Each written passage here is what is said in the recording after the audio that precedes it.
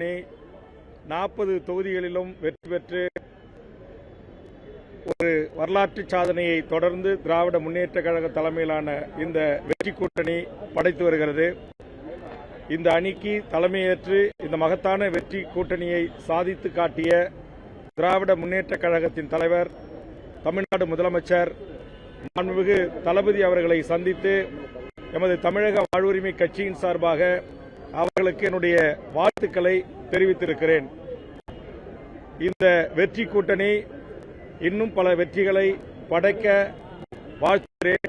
இந்த மகத்தான வெற்றி கூட்டணிக்கு வாக்களித்த தமிழக வாக்காள பெருமக்களுக்கும் இந்த வெற்றி கூட்டணிக்கு உழைத்திட்ட இந்த கூட்டணி கட்சியினுடைய அனைத்து நிலை பொறுப்பாளர்களுக்கும் தமிழ்நாட்டின் ஜனநாயகத்தின் பக்கம் நின்று பணியாற்றிய ஊடக பத்திரிகை நண்பர்களுக்கும் எங்கள் தமிழக வாழ்வுரிமை கட்சியின் சார்பாக எங்கள் நெஞ்சார்ந்த நன்றியை தெரிவித்துக் கொள்கிறோம். நன்றி, வணக்கம். கேள்வி இருக்கா? சொல்லுங்க.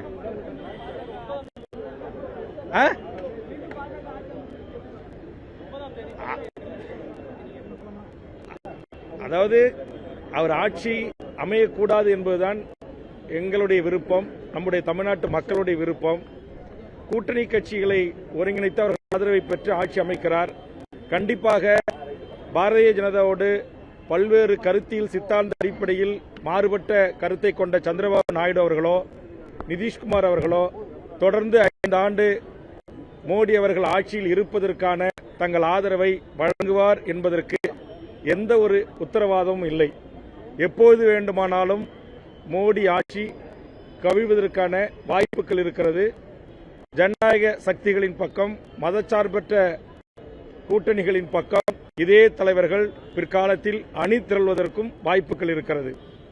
ஒரு சர்வதிகார பாசிச ஆட்சி நடத்தி கொண்டிருந்த ஒரு சர்வதிகார தனி மெஜாரிட்டி என்ற அந்த இருமாப்போடு, அகம்பாவதத்தோடு, ஆணவத்தோடு இந்திய மக்களுக்கு விரோதமான பல்வேறு சட்டங்களையும் திட்டங்களையும் திணித்து இந்திய அளவில் பல மாநில கட்சிகளை உடைத்து சிதறுண்ட செய்து மிக மோசமான அரசியல் அதிகாரத்தை துஷ்பிரயோகம் செய்த மோடிக்கு ஒரு மிகப்பெரிய கடிவாளமாக இந்திய மக்களுக்கு விரோதமான பல்வேறு சட்டங்களையும் திட்டங்களையும் திணித்து இந்திய அளவில் பல மாநில கட்சிகளை உடைத்து சிதறுண்ட செய்து மிக மோசமான அரசியல் அதிகாரத்தை துஷ்பிரயோகம் செய்த மோடிக்கு ஒரு மிகப்பெரிய கடிவாளமாக இந்திய மக்கள் இந்த தேர்தலில் வாக்களித்திருக்கிறார்கள் என்பதுதான் எமது பார்வை.